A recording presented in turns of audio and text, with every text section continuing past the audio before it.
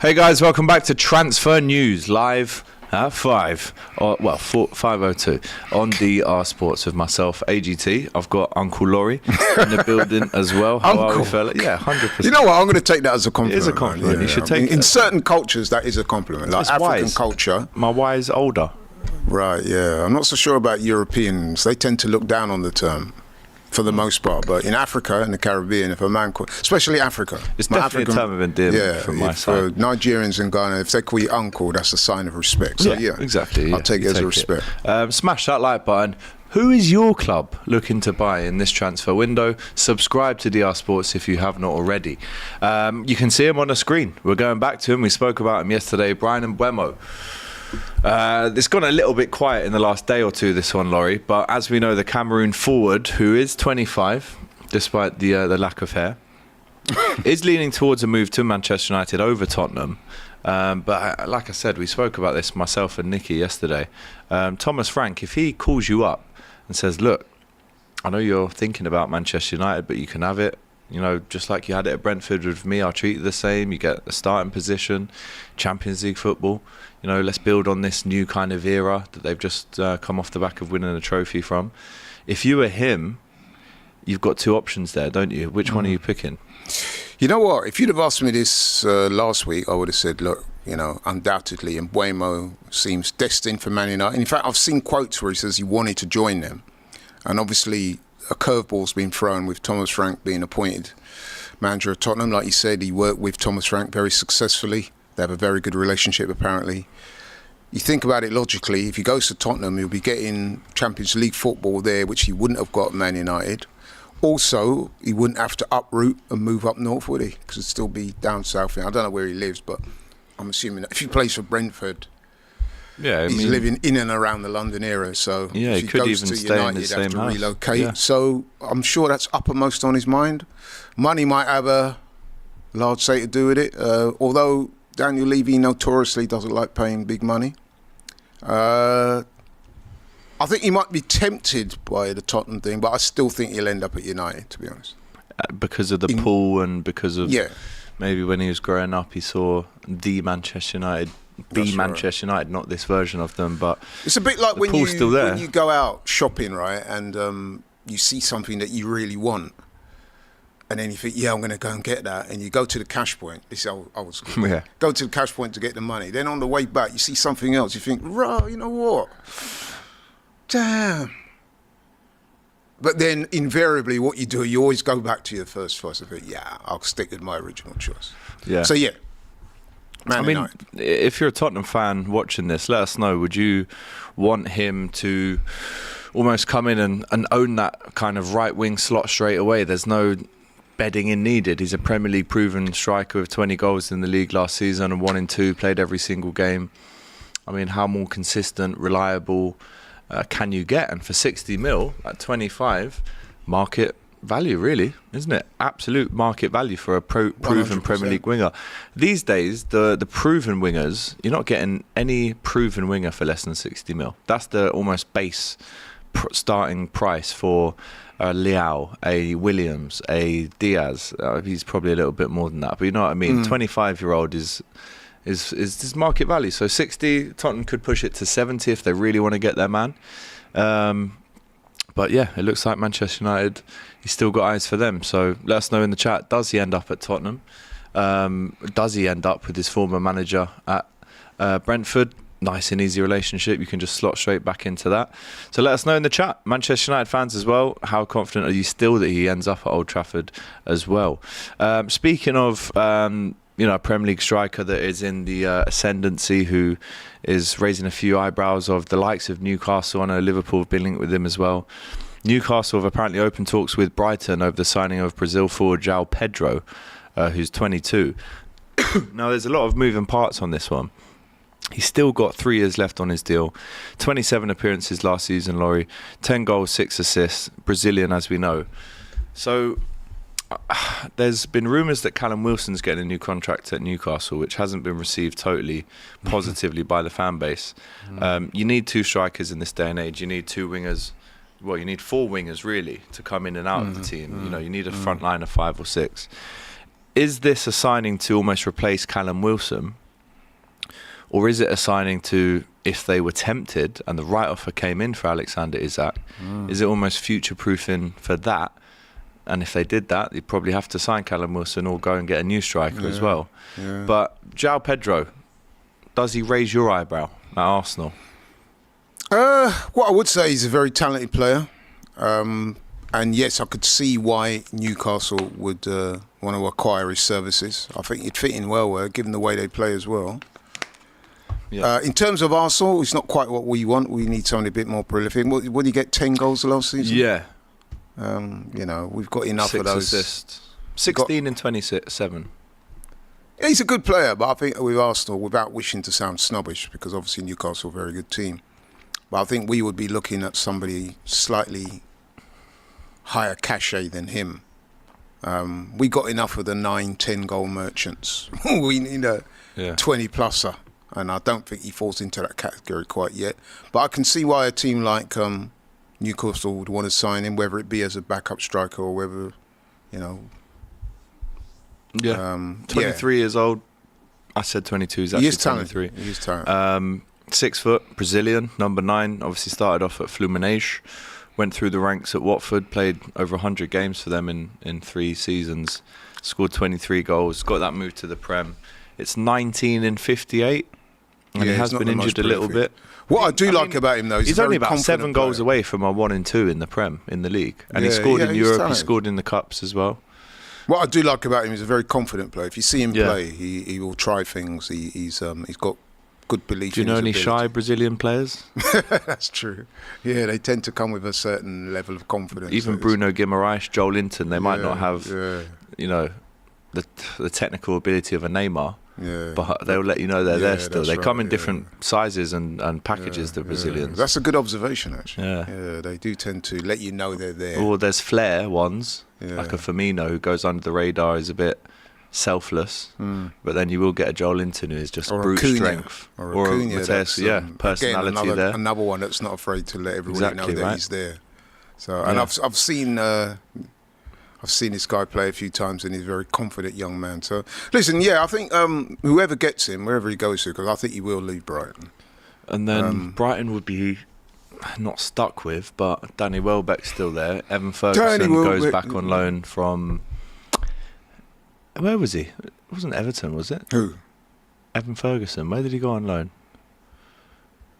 Yeah, he was. Evan... Talking of him, he's kind of dropped off a bit, hasn't he? He has. Remember a couple of seasons West ago? Ham, it was. Of course it was West Ham. People were talking about him as this next big thing. Next Harry Kane. Well, that's what we heard. Didn't score a Prem goal in 8 appearances for West Ham. Yeah. But, I mean, it wasn't that long ago. He was being linked with some of the big 4 clubs, Evan Ferguson. Yeah, the next Harry Kane, like I said. So João Pedro, there he is, 23. Still got a few years left on his deal. What kind of fee would he go for in today's market, knowing that Newcastle have obviously got a few quid, knowing that, depending on what happens with the other Newcastle strikers, this could be a key signing for Newcastle. If you know all that as Brighton, how much are you charging? Well, you set the bar at 60, didn't you? For a winger, but he's an out-and-out 9. So for a striker, it's even more, really, isn't it? Although... Well, could you get him for a 40? Yeah, maybe? I was thinking... let us know in the chat, by the way, how much is he actually worth, João Pedro? He's only 23, so, he's still young. Still not reached his full ceiling yet. Did get a couple of bad injuries as well, if memory serves. What I would say about him, if he gets the right club, you could be looking at a real player. But and Newcastle, maybe a club where you share the load, like a Newcastle. Like I said, if he goes to Newcastle, you got guys like, if Isak stays, and you're sharing a load with someone like Isak, so he doesn't have to be the main man. Almost like the Alvarez to a Haaland. Yeah. I don't see him as a main man guy. One thing Newcastle might want to consider is, I don't know if you remember this, April this season he was sent off for flicking his hand into the face of Nathan Collins during a 4-2 loss and was given a 3-game ban. And then 3 weeks after that, the club announced that he'd been dropped from the squad to play Tottenham over a training ground incident. Yeah. And we said the Brazilians are fiery on and off the pitch. Training, they treat training like it's a game. Most of them. You've noticed as well a couple of times he's scored goals and he's gone up and he's. Yeah, he's got some character. Yeah, he's got something about him. But what I don't want to do is ever take that away from players. This is what the game is lacking. Not totally, because the characters, the personalities, and if you want to call it shithousery, you can, because you know that is lacking in the game. It's a game full of, or it can be, a game full of robots. And actually, you know, the game we watched last night, the Chelsea LAFC. They went for it. The quality wasn't there, but it was a fairly entertaining game still. Yeah, I thought it was a decent game. I don't ever want to, as a fan, almost strip someone's personality away. You look at some of the top players in the Prem, personality galore, Eric Cantona and, you know, some of these guys. So and talking about that game, I know we're digressing slightly, but there was a bit of needle that I kind of missed it a little bit at the time. Remember when Pedro scored and he was blowing kisses? Yeah. And then we saw at half time he had to be separated. Now it's all making sense now. He was blowing kisses to that opposing defender. That's it. And at half time the guy must have been saying, "Yeah, I'll see you in the tunnel." Yeah. So what are we saying? 45 mil? Yeah, I reckon so. Between 40 and 50. 45 mil. Yeah. Is that a good deal? Newcastle fans, if you're watching, get involved in the chat.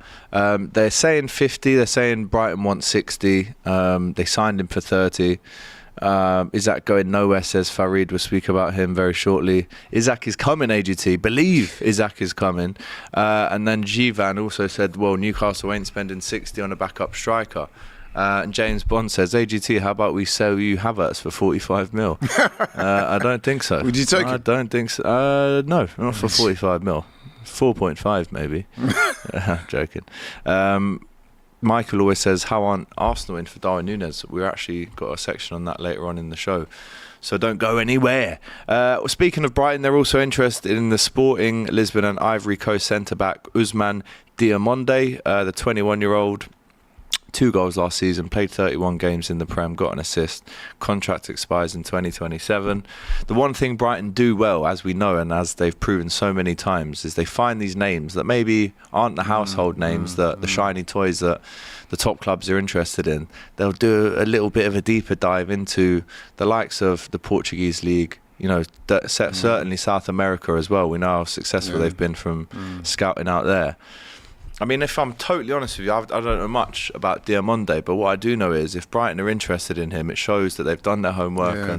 No, you're absolutely right. Their scouting system is one of the best in the Premier League, without a doubt. And the record over the last couple of years shows that they unearthed these guys. You never heard of them. They come into the league. And then all of a sudden, they start playing out their skins. People say, who's that? And then you do a little bit of investigation. They come from South America or Africa or wherever, some far-flung place. And invariably, the signings are good. So if they're targeting this guy, they've probably done their due diligence, and he's probably a good player. Sounds it. Yep, definitely sounds it. And Brighton could have pulled off another masterstroke there, but they, almost like a Bournemouth, they don't really sit there and sulk about these great players that they have to end up selling. Don't get me wrong, no one necessarily feels sorry for them because they're getting a good whack out of them. And they're obviously maximising the profit margins, and as a business, I think what it is with clubs like Brighton and Bournemouth, once you accept that you are a selling club, then you adjust your targets accordingly, don't you? Yeah. I think with Arsenal and Liverpool, we are not what I would call selling clubs, so the bar is a little bit higher. Yeah. And fans of Liverpool and Arsenal, they want big names, so. It's a bit of a conveyor belt, though, isn't it? If Diamonde was linked with Arsenal and Liverpool, the fans would be like, what? Yeah. You know what I mean? Whereas other clubs will be more accepting of that principle. Whereas Arsenal, Liverpool, they want the big names, they want the marquee signings. Yeah, the shiny toys, as I said, the big clubs want. It is almost like a conveyor belt, isn't it? When every year they have to almost, they do well, they get sold, they build again. They do well, they get sold. You know, it's a very economic strategy as a business to do that. And Brighton are acknowledged as one of the best in the Premier League to do that. Yeah, and Newcastle are also interested in Diamonde as well. Satisfied internally, allegedly. And again, they've not bought anyone in 2024, so they'll have some money to spend this season. But yeah, he looks like a good player. He's been an Ivory Coast international for some time now, and he's only 21. So, you know, Sporting Lisbon is a great place to buy. You know, Gyokeres is also on the list there of potential departures as well. And speaking of him, Juventus have offered him, allegedly. This is according to the Mirror. The Sporting striker Victor Gyokeres with them could earn 11 million a year contract as they try to beat Arsenal and Manchester United to a deal for the 27-year-old. Would that mean that Vlahovic is leaving then? You'd think so, because they're similar profiles. I mean, Vlahovic, he was the name, wasn't he, a couple of years ago? Everyone was talking about him. We were linked heavily with him. In fact, I think, by all accounts, he turned Arsenal down, didn't he? Well, I've got his stats up here. He's still only 25, so maybe if you weren't in for him the first time, you might, if he was leaving Juventus now, you might be having a look at him. But he's already kind of gone through that process with you before. He's 6'3", 43 goals in 104 games for Juventus. He's been there for 3 years. That was when he kind of burst onto the scene into people's consciousness. 44 goals in 98. Nearly 1 in 2. Well, good. 44 in 98 for Fiorentina for 4 years before that. Yeah. I've seen him play actually in person at the World Cup 3 years ago when this deal was about to happen. It was Brazil, Serbia it was. Yeah. And he was up front with Mitrovic, who again is now linked back to the Premier League. Yeah, so if you're, I mean, again, this has got a couple of moving parts, because if Gyokeres comes in, it's likely that Vlahovic would get sold. So if you're Gyokeres and Juventus come to the table, and this looks like a money deal, 11 million a year, probably more than what Arsenal could offer. If you're Gyokeres, what are you doing in this situation now? Because you've got Arsenal, Juventus, United, plus whatever you do impacts the future of probably Vlahovic as well. Although my understanding is that, and listen, I could be wrong, my understanding is that Gyokeres would prefer a move to the Premier League. I think, I'm pretty sure I read that somewhere, quoted from either him or his agent. But listen, Juve is an interesting development. But yeah, I do believe he'll end up in the Premier League. Personally speaking, if we don't get him, I hope he does go to Juve, because as an Arsenal fan, I don't want him to go to United or anyone else in the Premier League. Don't get Gyokeres, the second option is Sesko. But is there a world where Vlahovic, if he's available at 25, could come in and be a striker? I guess there is, but my personal view on that is that if he's turned you down once, there was a reason for that. So you don't really want to revisit that, do you? Different times, different stages, different needs. I hear that, but he turned us down flat last time, didn't he? I'm not so sure how motivated he really would be to come to Arsenal. Okay. Surely you want guys that really want to come to your club. So we went overboard trying to get him to come before. Not that much has changed, has it? Because we've got Champions League football now. We had it last time when we pursued it. In that summer 2022, who did you buy as a striker? Well, I mean, we would have acquired, what's his name, wasn't we? Havertz. Who? Havertz got in that period. In 2022 was that? I'm not sure if it's 2022. It might have been 2023. Yeah. But what I'm saying is, what really has changed significantly for Vlahovic to want to come to Arsenal now, having turned us down previously? It's not like we've won the title. You got Gabi Jesus that summer. Right, okay. So that would have been maybe the alternative, because at the time, you were definitely in for Vlahovic, weren't you? So. But what I'm saying is, from a Vlahovic point of view, what has dramatically changed? I mean, okay, we've got Champions League football, but we've had Champions League football now for a couple of years. I mean, he's not going to win the Champions. He's got more chance of winning the Champions League with Arsenal than Juventus.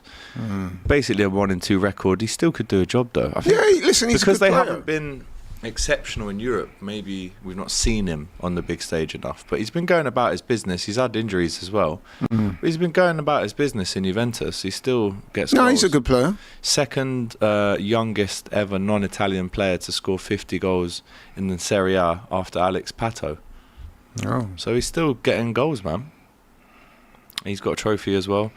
So Vlahovic, I mean, if like I said, there's a few cogs to this one. If the initial deal with Gyokeres works out for Juventus, then Vlahovic is there. It's a bit of a merry-go-round there. But there's still a striker there, I think, at 25 for someone to get if Gyokeres goes to Juve. But I still think he does end up. Would you take him? I think he actually ends up at United. But would you take him at Liverpool? Because you guys need a striker. The thing is, because we've literally just seen what a 35 goal a season striker in the Portuguese league gets you within Darwin Nunez. I don't No, but you can't we use take that, the risk right? again. But Nunez was 22. It's a bigger risk. He's 27. Yes, he's played in England, Coventry, Cardiff. Didn't score a goal at Cardiff, but Coventry, I've seen him in person at the playoff final. Was really good. I remember that he's was got the first Arsenal time I saw United written on it for me. But No, I was talking about Vlahovic for Liverpool. Would you take Vlahovic him? for Liverpool? Maybe. You would? Maybe have a chat, see where we get. Not that my But first he wouldn't. option, It's though. not one that probably, you'd like. He probably wasn't immediately. top 10 yeah. options. Probably Yeah. top 10. My number one's Isak, which we will be speaking about. But I still don't think Liverpool get Isak. That's what it is. It's a dream signing. That's what it is at this stage. I think the chances are very low. So let us know. Victor Gyokeres, Arsenal apparently snubbed United. Juve have come to the table. Where do you think he ends up? I hope it's Arsenal. Alvin, the Arsenal fan, says, I'm telling you, if we miss Rodrigo and no left wing, we can go for Lookman, underlooked. I tell you what a final Adamola Lookman had in Dublin last year. Did, I was there for that as well. Yeah, he was at Swansea, Gyokeres, not Cardiff, sorry.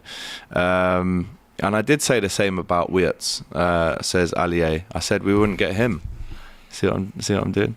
Isak is good, but he can be hot or cold, says B. Belmont. Again, we're going to speak about him shortly. But Lauren, next up, Tottenham are looking at the Rennes striker, Arnaud Kalimwendo, the 23-year-old. We've been doing a bit of research on him. In his career so far, a couple of appearances for PSG, so it comes from good stock. Started off there 5 years ago. He's born in France, Congolese descent. 61 goals in 182 games, 18 goals in Liga last season.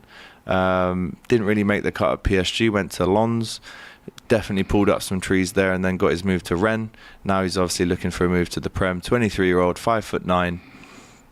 Played for Thierry Henry at the France Olympics, scored 3 and 10, and obviously he's getting rumoured to move away now after he's done a good job at Rennes. So Tottenham in that striking role, yes, they got Solanke, but they're looking for probably another out-and-out 10 or a 9 to come in and Haven't they support him. signed Tell? Yeah, Tell is permanent, but he's more of a wide player, isn't he? Yeah, that's true. Yeah. Whereas this fella looks more through the middle, and in the Champions League as well. I mean, Thomas Frank obviously likes the look of him. Yeah, and if Thomas Frank likes the look of him, that's normally a decent sign. I mean, you've seen what he did at Brentford, Tony, Mbeumo, what's the other guy's name? Wissa. And what I would say is, I was talking about this the other day.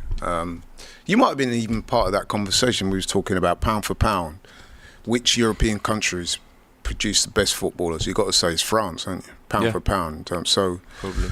another French guy come through the ranks. You know what I mean? Seems like a good player. Could be worth a punt. What was the price? What's he been quoted at? Well, I mean, they're talking at the minute. I don't actually have a price, but you can imagine if you're Rennes, you're not getting rid of him for less than 40, maybe 30 or 40. Yeah, although with Daniel Levy tax, you're probably trying to get that down to about 25, 30. Yeah, it says here actually, he was the third highest goal scorer in Liga last season. He's out of contract in 2027. Reported 26 million fee, 30 million euros. Yeah. Tottenham open to talking about him. Newcastle have registered their interest as well. But it looks like Tottenham are in the forefront. But yeah, 25 to 30 mil. And let's face it as well, coming to Tottenham would be seen, certainly from a player from France, would be a good project. London club, big London club, new manager, a new energy around the club. They can sell that to him as a project. He's almost going to be brought in to replace Richarlison, isn't he? Yeah. Because if you think about it, Werner's definitely going. Yeah, 100%. Son's probably going. Yeah. Finally. And, Richarlison will go as well. And they need legs. And this guy seems like, young, hungry guy. I think that's a good move. Yeah, makes sense. Makes sense. Let us know. Tottenham fans in the chat. Do you fancy and let's face it, Let Tottenham, with respect, I'm not going to be able to sign like the top tier guys, are they? Not right now. Not where they are in their so you've got to rebuilding go to phase. And I mean, look, 18 goals. It's not nothing to be. No, 18 goals is good. It's not. It's I mean, third highest in the league. Exactly. I mean, I know it's a French league. People can say it's a French league, but listen, our top scorer this season was Havertz with 9. Yeah, and he was injured for 18 months is as well. double that. So absolute months. You need guys that can get goals, man. That's it. It is what it is. The bills. That's what wins the trophies. Arnaud Calimundo from Rennes. Tottenham fans, if you fancy it, let us know in the chat. The 23-year-old is rumoured to be speaking to Tottenham now. Let's go to Napoli. According to a newspaper which I can never mention, they are aiming to sign Manchester United and Argentina winger Alejandro Garnacho or Jack Grealish. I've also heard it's around about a 45 mil fee for Grealish. That's all they're willing to spend. They're also interested, as we know, as well as AC Milan and Darwin Nunez. But let's start with Garnacho and Grealish. They need a way out. They need a lifeline. They're both in their 20s, one right at the start, one right at the end, but they're in the same boat, aren't they, of the club doesn't want me, I've got to find... Is it any way out or just a way out to start playing again? Obviously, they've both got World Cup years next year as well. That's going to factor into it I would say that Garnacho's in a more favourable position than Grealish. I think with Grealish, there are question marks concerning his professionalism. I think it's fair to say. I mean, you do hear rumours. I don't think it's a coincidence. It's a coincidence that it's just not figured at all in Pep's teams in the last couple of months of the season. I know Pep is very keen to want to distance any rumours and stuff like that, but it's quite obvious that something's happened, isn't it? I mean, Jack Grealish is a very talented footballer. He's not getting anywhere near the squads. That suggests to me that it's more than just football, right? Would you agree? And like I said, we've heard rumours about his professionalism or lack thereof. I'm not going to say one way or the other whether that's true, but you hear the rumours. Garnacho, on the other hand, listen, they're both talented, but Garnacho's younger, and Garnacho has had issues with the manager, it would appear, if what we're reading between the lines is to be believed. But unquestionably, he is a very good player, young, raw, not reached his ceiling yet. Could be worth a punt for somebody. How much? Yeah, that's a good question because... They want 70, but I can't see them getting that. That's where things might get a bit I think 40 would for do him. it. Yeah. If I'm honest, I mean... He was being linked with Arsenal a week or so. He was. And I'll tell you something, right? If we couldn't get anyone... If you can't get Rodrigo or Nico Williams or the likes of that... I know to some Arsenal fans, bringing in a player from United might be seen as quite unpalatable. But in terms of, if you look at the guy's talent... It wouldn't be the worst thing in the world. Wouldn't be. But Napoli at the minute are looking to spend big because they are the champions of Italy right now. A fairly ageing squad, but obviously interspersed with some youngsters in there. Obviously, Billy Gilmore came in, Scott McTominay. They won the league. Fantastic season. You know, it looks like Conte's going to stay and try and rebuild and go again. And another name... I could see that. Yeah, I mean, Grealish, could you see him at Napoli? It almost reminds me of Gaza at Lazio, this one. Do you know what I mean? I just, with Grealish, listen, and I'm speaking from afar, but tell me what you think about this. I'm not sure if he is going to travel well like that. You know what I'm saying? Does his game suit the Italian league more, I'm not sure. Listen, he's a very talented player, we all know. But I think Jack Grealish might end up still in the Premier League at one of the kind of mid-table teams. Could he go back to a Villa? Not even sure Villa. I mean, Everton are interested for a loan deal. I could see Everton. I mean, they picked up wouldn't need to move his house teammate as well. Kyle Walker. Well, allegedly, if you believe that this morning, yeah. Well, it seems to have legs. It does. But at the same time, if you're Jack Grealish, I mean, he's been left out of the Club World Cup squad. He's 29. Again, it's a World Cup year. The chances of him getting in that squad, even as things stand right now, are super slim, in my opinion.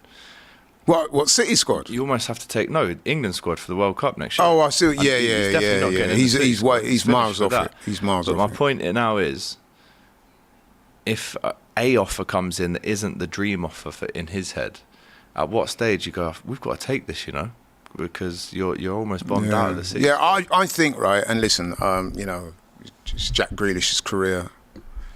Me personally, looking at it from afar, he just needs to get his career back on track. He's not in the best moment right now in terms of his career. He needs to find a club that can, get his career back on track with. He may have to come down a couple of levels from City. You may be looking at a mid-table team, or even, dare I say it, one of the promoted teams. And I'm being serious now.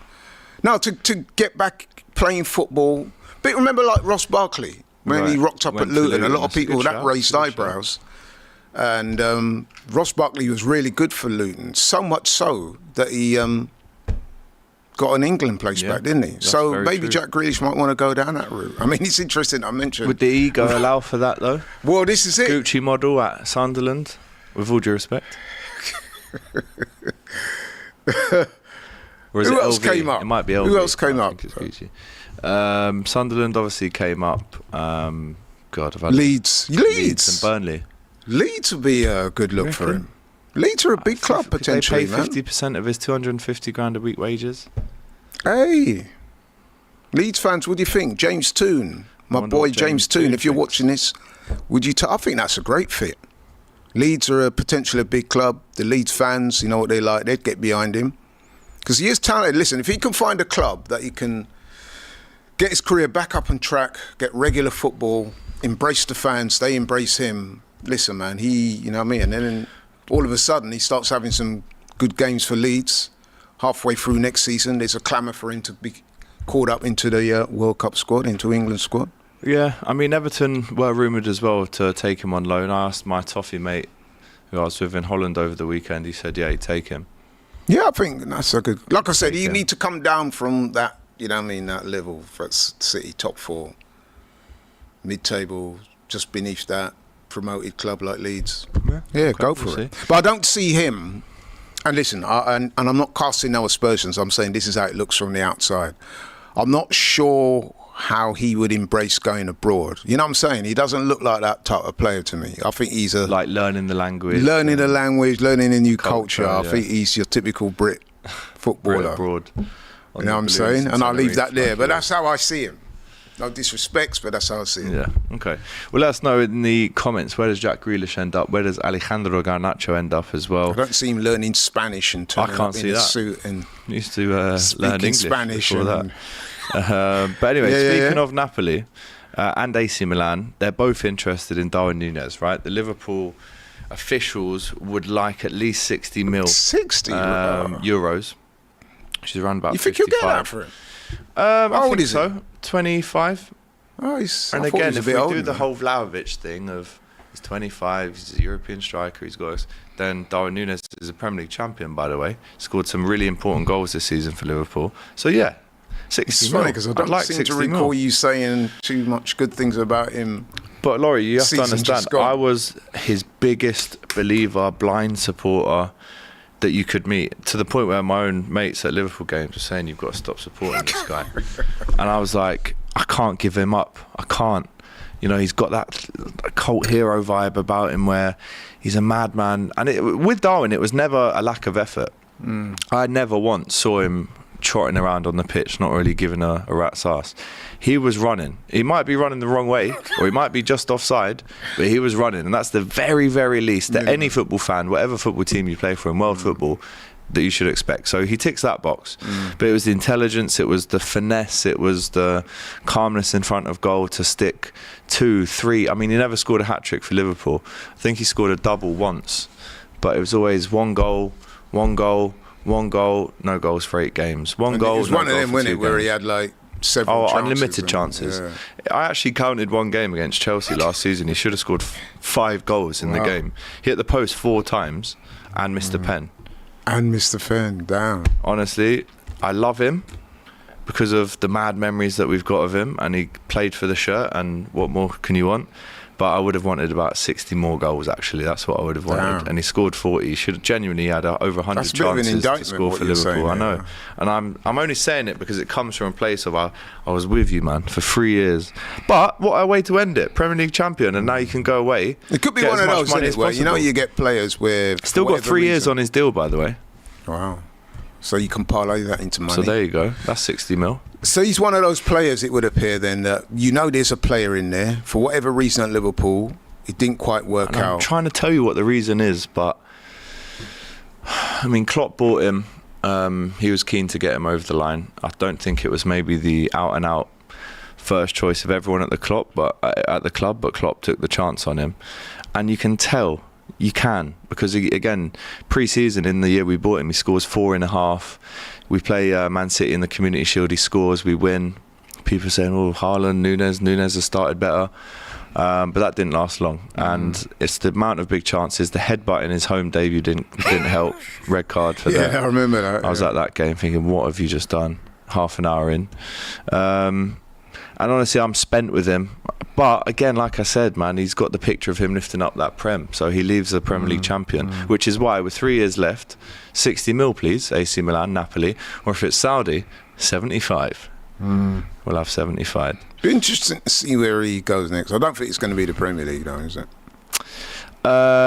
No. Given how much you want for him, if I could place him in a league while he was at Liverpool, I can't see any Premier League shelling out that type of money. If I could pick him up and drop him in a league which I think would suit him, it's the Italian league. And also, if you go to Napoli, I thought you'd say the Portuguese league. Well, he's already, yeah, that's what I'm saying. He could always go back there, but I'm talking about a new challenge that he hasn't done before. Italy would be my choice. And actually, if he goes Napoli, what about the Bundesliga? Yeah, I could see him doing well there. I mean, imagine a scenario, and let's face it, it's a very possible scenario that Sesko leaves. Mind you, could Leipzig afford the money Probably that you not. guys are going to want? I think he's on about. But then if they get good money for us from Sesko, then could be on. But what I was going to would say Nunez was, go to Leipzig? I mean, they finished 7th. No, he wouldn't go to Leipzig. No. He's a level above that. But what I would say is, if you choose Napoli, you've got Kevin De Bruyne putting passes through for you. And we know what Nunez is like. If he's onside and he breaks them lines and gets played in behind, no one's catching him. But the problem is, when he gets to that moment to shoot, more often than not, he will not score. But in Italy, you get more time, I think, these days. Interesting. So yeah, Napoli, AC Milan, Darwin Nunez, we've spoken about it on the COP TV as well. Me and Doyle at length, 30 appearances this season, only 5 goals and 3 assists. Yeah, that's but those 5 goals, I'm telling you, like 3 of them probably won us the league. The 2 goals against Brentford in the last 2 minutes of the game at 0-0, 2-0 win, unbelievable. Goes with great memories, but a lot of frustrated ones as well. So big him up, the absolute madman. Jamie Bynoe-Gittens, not opening the doors to other clubs as he maintains the agreement on the 7-year deal with Chelsea. Again, how many wingers are Chelsea going to end up with? I know. Genuinely, I know they're in the Champions League. They've got this thing about wingers. I mean, a winger fetish. They have so many wingers. Madueke, Neto, 2 that probably start the most games. Jackson's been on the left before. Delap is obviously an out-and-out number 9. But George Tyreek came on. Obviously, Mudryk, Madueke, Sancho is leaving. So I suppose they need a couple. Mudryk's future is starting to look like it's doomed. Yes, a little bit. The mere fact that Chelsea are looking at wingers and he's there and is he still banned? Yeah. And even when he wasn't banned, when he was playing there, it wasn't happening for him, was it? Yeah. And I got the impression, speaking to some of the Chelsea fans I know, people like Matisse and 1 or 2 others, they seem to think it's a lost cause because they're giving him opportunities, right? Yeah. And he's not taking them for whatever reason. I mean, it's interesting. I remember Mudryk, when he first came on the radar, Arsenal were pursuing him hard. And everyone was saying, yeah, this guy's pace, his power, his ability. Look how it ended. If we get him, that's a serious statement. It would appear we lost out to Chelsea. Now Arsenal fans say, yeah, we dodged a bullet. And now Chelsea fans are saying, get rid. So just goes to show, man, you can look at a player who's got a big, shiny reputation, but for whatever reason doesn't quite work out. That's it. So Jamie Bynoe-Gittens, let us know in the chat. He's one winger from Borussia Dortmund, and another winger that they're looking at is Malik Fofana, who I just had a bit of a deep dive about on the COP TV just there. A very talented winger from Lyon, scored I think it's 10 goals this season. Another French player. Yeah, goes in off the left, and he's actually Belgian. A lot of his goals that he scored are actually going round the keeper, which is, I mean, I was quite shocked when I was watching the highlights of him, because it's a bit of a throwback, that. It is. Maybe the best player that I remember who consistently used to go right up to the keeper, throw that side, do the step over to that side, was R9. I think he scored 93 goals going around the goalkeeper. That takes a lot of skill and composure to do that. And belief and confidence. Yeah. You know, I mean, nowadays, you get that wrong, you look like an idiot. If you get it right, you look like a genius. Nowadays, we're getting players that refuse to shoot. I mean, how many times, talking yesterday, we did the watch along, the Chelsea. Both teams, by the way, both sides were guilty of it. It's opened up for them. They've got the ball. You think, right, go and shoot, and then they check back or they pass it. You think, oh, come on. Yeah, no, it's not good. So yeah, this fella who, again, like I've been saying, Fofana, I've been having a look at, is 20. Malik Fofana. Yeah, Malik Fofana. Nottingham Forest have also shown interest. Liverpool have also allegedly spoken to his representatives, according to Fabrizio. Contract expires in 3 years. He's 25, not the youngest, but... See, I've got a theory on that as well, right? So I think that the football ecosystem is such that there are very few total surprises in football. So a player comes onto the radar, and given the wide network of coaches and scouts and the way football works, is that there's very few what I would call secrets. So a player comes on to the attention of clubs, and there's invariably more than 1, 2, 3, 4 clubs looking at it. You know what I'm saying? So, and agents will play their part as well. They'll say, look, we've got this great player, man, Alex Gyokeres. That's what they were saying at the weekend in Holland. That's exactly what they said, actually. I knew that would appeal to you. Yeah, so we've got this great looking player, Alex Gyokeres, Scotland, and immediately it's out there, innit? So 5, 6 clubs will be looking. So it's not surprised when you've told me, this one's looking, that one's looking, that one. They may not all be interested per se, but it's because of the way footballs work these days. The scouting systems are so... It's a myriad, isn't it, of coaches and scouts and football people. And I know this for a fact because one of my family members is a sort of indirect scout, if that makes sense. And when there's a good player around, these agents and scouts will He's get 20, the word by the way. out there. He's 20, not 25. But yeah, listen, you're right. They'll have their chats. They'll do the rounds. They'll see who's interested. So there's very few surprises or secrets. Yeah, once it's all out there. Comes to the attention of clubs, everybody will know sooner or later. Yeah. Also, going back to the Premier League, Rasmus Hojlund, Inter retaining interest. Have they been watching it? I'm sorry, Inter have just got to Champions League final. I know they need improvements, but he's not that guy. If you want to shoot up the league and retain or try and get that title off Napoli. But here's the thing, though. The way a lot of these clubs will look at it, they'll look at it a bit like, what's a good analogy I could use? Bit corny analogy, but try this one. So there's a girl out there or a guy out there that looks good or whatever, but has, you know what I mean, people have said, oh, such and such, been with such and such. But the next person may think, yeah, that's what they were like with that person, but with me, I'll treat them different. And you know what I'm saying? I think so I do, yeah. You think... No, I do. You know where I'm going with it, I right? do. So in other words, what I'm saying is everyone thinks now, but if Hojlund wasn't that very good at Man United, but if he comes to our setup, the way we treat him, the way we would play him, the way we would coach him, etc., we can get more out of him than United got out of him. And sometimes that is the case. And he came through Atalanta. Obviously, originally he's from the Scandies, but he scored 12, which got the attention of Manchester United initially. If I was he's still Inter, young. I'd be saying he's still young, of course. And I know what you're saying. I know exactly the analogy you're making. Like, that was him there, but we can get a different tune out of him, and we can, get him that confidence back. It would be a gamble because United wouldn't be looking to lose much money on him, if I'm honest. Like, like you said, he's still young. So, but I've got to say though, based on what I've been seeing, he's very poor. I mean, I've spoke to United fans that say he's the worst striker they've had in Premier League history. Wow, as bad as that. Just the eye test. Like bad touches or, not getting in the right place at the right time, not having that instinct. I must admit, in all the time I've seen this guy play, it's a lot of pressure. I can't ever recall seeing a time watching Hojlund and thinking, yeah, he's a really good player. But then we say that, but he's been at some big clubs, and he is an international for, is it Norway or Denmark? Denmark. Yeah, so he must be good, right? Well, I mean, he must have some talent. 4 goals in 32 matches last season for Manchester United. That's We know poor. he's still young. He's 22. Came through at Copenhagen, Sturm Graz, Atalanta, and United. But I mean, I'm looking at the stats, right? In his whole career so far, he's scored 53 goals, and this is the Danish league, the Austrian league, and the Serie A, where he scored 10 in 34 games. So yeah, I don't know. It's not great. It's not great at all. But how many goals he got for Denmark? 8 in 26. That's not too bad.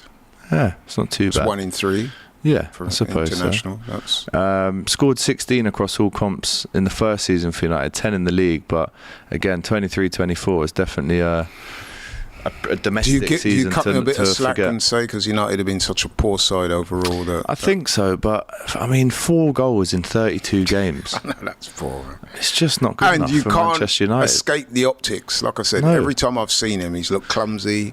He's looked like a guy that's lacking in confidence as well. Yeah. He's another one that doesn't want to take shots on and stuff like that. Yeah.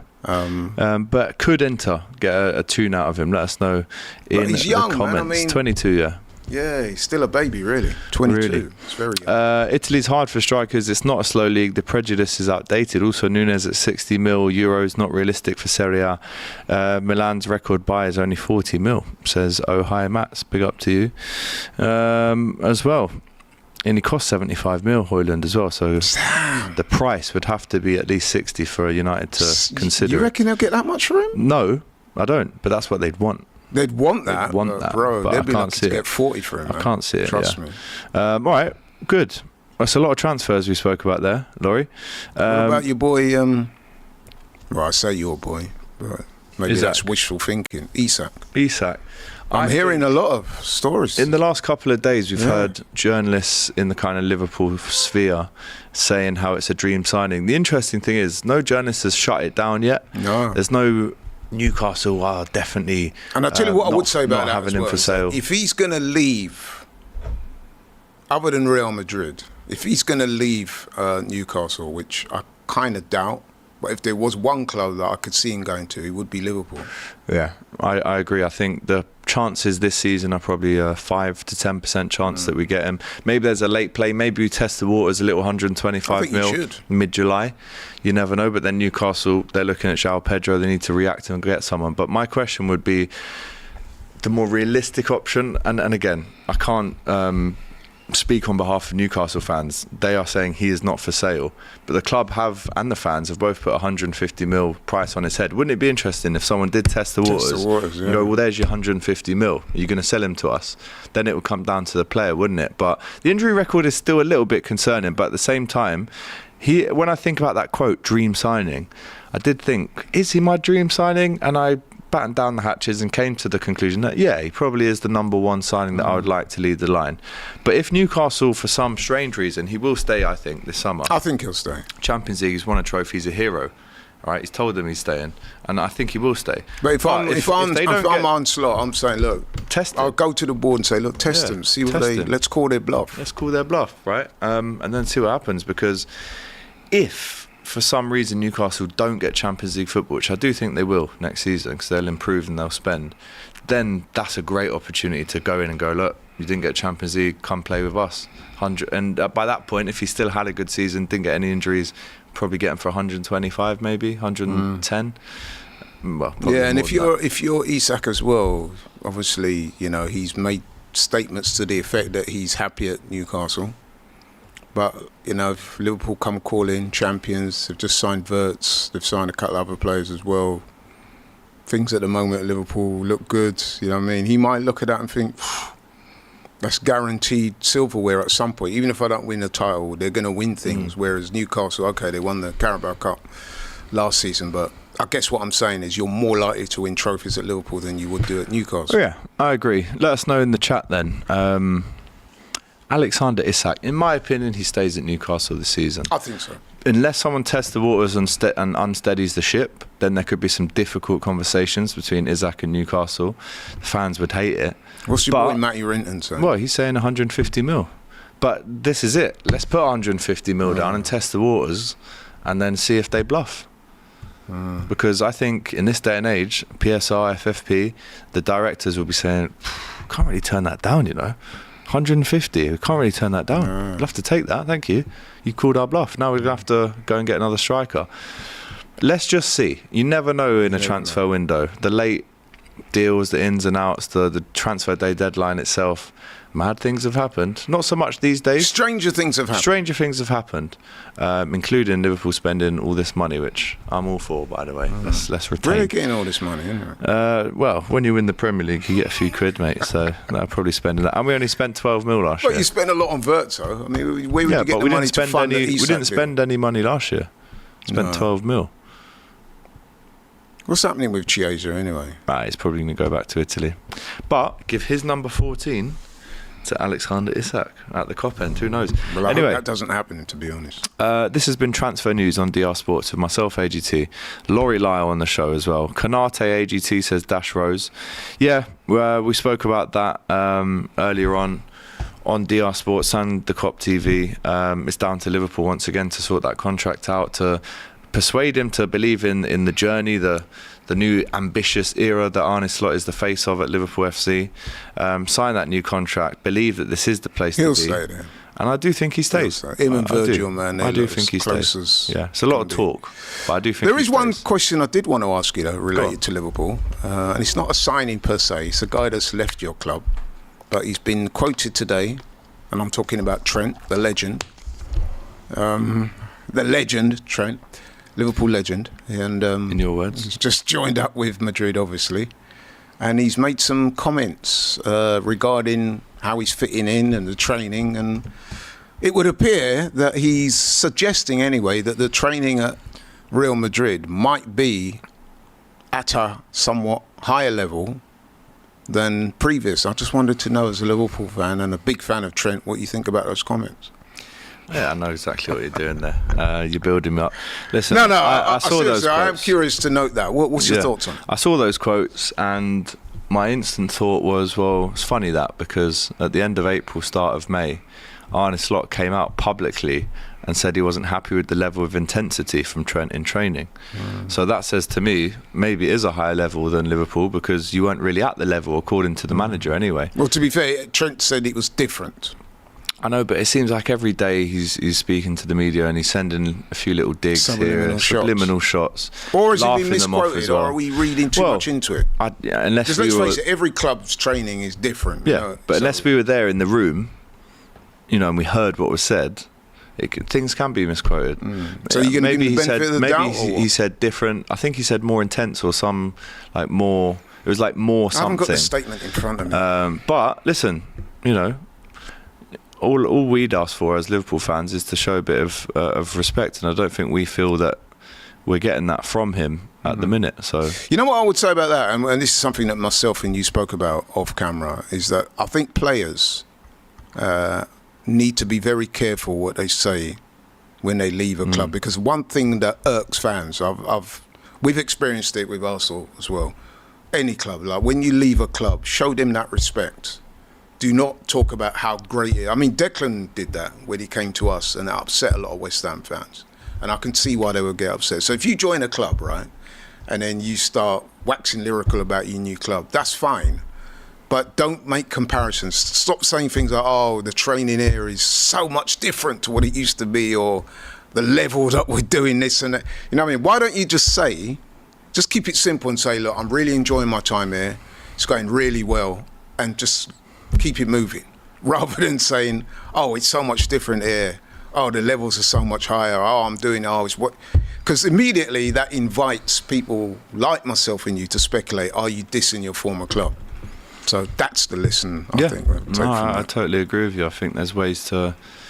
There's ways to leave a club. Listen, I understand he's got to pander to the new audience of Real Madrid, but, No, but you could just say, look, it's going great. Forget things, Isn't it? You could just say it's going great, and then that's it. You don't have to compare it to before. It's a bit of a cheap shot, isn't it? Yeah, because it just... I think it's a cheap shot. People will interpret it as a subliminal diss at your previous employer. Yeah, I agree. Right, we are going to wrap it up there. Shout out to everyone who rocked with us there for 54 minutes. This was the Transfer News Show on DR Sports. We'll be back again tomorrow.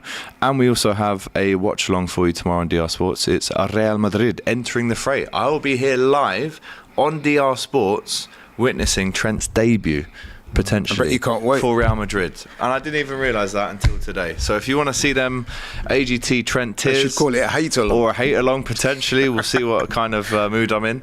Let us know and join us tomorrow on the show. Laurie, it's been a pleasure as always. There's your transfer news. Let us know what you think in the comments, and we'll see you same time live at 5 tomorrow. Take care.